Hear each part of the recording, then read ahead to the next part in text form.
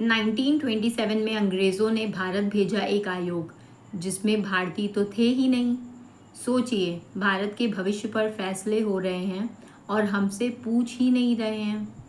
आज जानते हैं कि साइमन कमीशन ने 1930 में क्या रिपोर्ट दी और उसने हमारे आज़ादी के संघर्ष को कैसे बदला। इसमें ऑलरेडी मैंने साइमन कमीशन के बारे में बता दिया है। उसके बाद मैं ये उसकी रिपोर्ट के बारे में बता रही हूँ। साइमन कमीशन के बाद मैंने साइमन कमीशन आया था 1927 में। उसके बाद नेहरू रिपोर्ट आई, फिर जिन्ना ने अपने 14 पॉइंट पेश किए। मगर उसके बाद साइमन कमीशन की जो रिपोर्ट आई उससे रिलेटेड मैं आज आपसे बात करने जा रही हूँ। तो नमस्कार दोस्तों, आज हम बात करेंगे साइमन कमीशन की रिपोर्ट 1930 की। ये रिपोर्ट भारत के लिए कैसी थी, क्या कहा गया और क्यों ये रिपोर्ट भी अंग्रेज़ों की एक और चाल साबित हुई, यही आज हम सरल भाषा में समझेंगे। तो साइमन कमीशन जिन्होंने नहीं पढ़ा है उनको बता देती हूँ, साइमन कमीशन आखिर क्यों बना। तो अंग्रेज़ों ने 1919 के गवर्नमेंट ऑफ इंडिया एक्ट में वादा किया था कि 10 साल बाद एक आयोग भेजेंगे जो भारत में संविधान सुधार पर सुझाव देगा। लेकिन 10 साल होने से पहले ही 1927 में साइमन कमीशन भेज दिया गया। इसमें सिर्फ अंग्रेज थे, एक भी भारतीय नहीं था। इसका विरोध पूरे देश में हुआ। किस नारे से हुआ? साइमन गो बैक के नारे गूंजे। तो साइमन कमीशन रिपोर्ट जो है 1930 के, इसके कुछ 5 मुख्य बिंदु हैं, तो उसको समझ लेते हैं।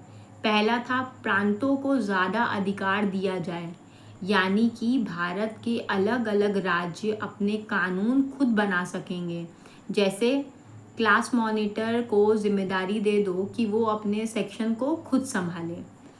दूसरा था प्रांतों में डायरकी हटा दी जाए, मतलब कि अभी तक शिक्षा स्वास्थ्य भारतीयों के पास और पुलिस राजस्व अंग्रेज़ों के पास था। साइमन ने कहा ये दोहरी प्रणाली ख़त्म करो, जैसे खाना बनाने की जिम्मेदारी आपको दी जाए लेकिन गैस किसी और के कंट्रोल में हो, तो काम कैसे होगा।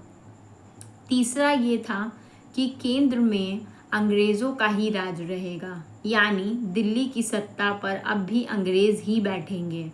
भारतीयों को वहाँ कोई ताकत नहीं दी जाएगी।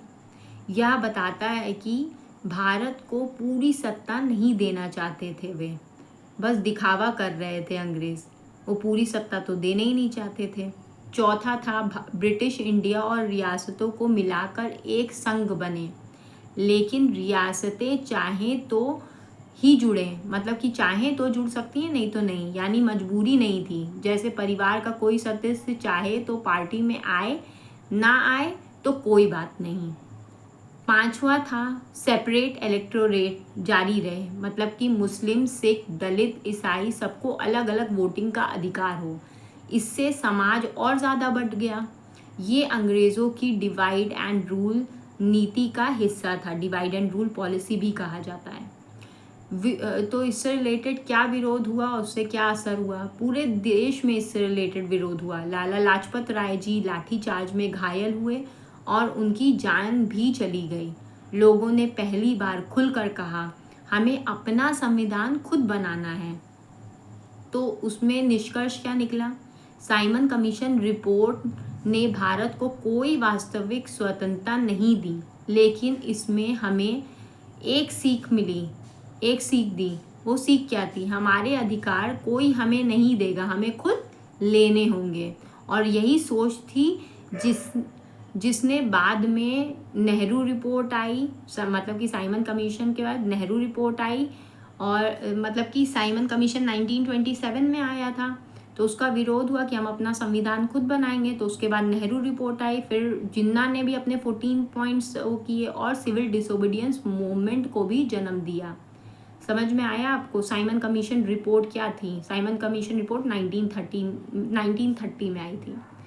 तो साइमन कमीशन एक आईना था जिसमें हमने देखा कि अंग्रेज़ हमें कितना कम आंकते हैं, लेकिन इसी आईने ने हमें ये भी दिखाया कि हमारी लड़ाई अभी बाकी है और हमें एकजुट होकर लड़नी होगी।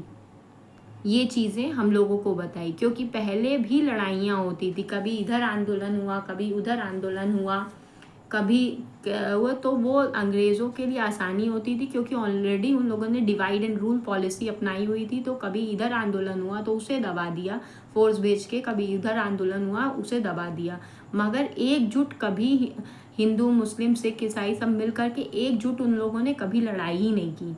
जब साइमन कमीशन आया और जब भारत के संविधान बनाने की बात हुई तो उन लोगों ने कहा कि इसमें जो कि कोई भी भारतीय नहीं था, ना कोई मुस्लिम, ना कोई हिंदू, ना कोई सिख, ना ईसाई, तो इसमें भारतीयों के अहम को ठेस पहुंचा। तो उन्होंने बोला कि उसके लिए उन लोग सब लोग एकजुट हुए, पहली बार चलो किसी के उससे एकजुट हुए, और उसके बाद उन लोगों ने मिल करके नेहरू रिपोर्ट बनाई। नेहरू रिपोर्ट में कुछ मुसलमानों को में जिन्ना को प्रॉब्लम थी कि उनको सेपरेट इलेक्टोरेट चाहिए था, तो जिन्ना ने भी अपने 14 पॉइंट पेश किए, मगर ना उसे माना गया ना ये माना गया। उसके बाद जो साइमन कमीशन की रिपोर्ट आई वो तो आप देख ही रहे हैं, total divide and rule policy की हिंदुस्तान आज़ाद हो के भी कभी आज़ाद ना हो पाए। तो बस इसके बाद मैं सिविल डिसोबीडियंस मूवमेंट की वीडियो बनाऊंगी। अगर आपको ये वीडियो पसंद आई हो तो प्लीज़ इसे लाइक शेयर एंड सब्सक्राइब कीजिएगा। जो कॉम्पिटिटिव एग्ज़ाम्स की तैयारी कर रहे हैं उनके लिए मैंने बहुत सिंपल पॉइंट्स में कहानी सुनाकर आप लोगों को बताई है। आई होप आप लोगों को अच्छा लगा होगा। प्लीज़ शेयर कीजिए ज़्यादा से ज़्यादा, ताकि मैं और आप लोगों के लिए मेहनत करूं। और मिलते हैं नेक्स्ट वीडियो में जो कि सिविल डिसोबीडियंस मूवमेंट के बारे में होगा। धन्यवाद।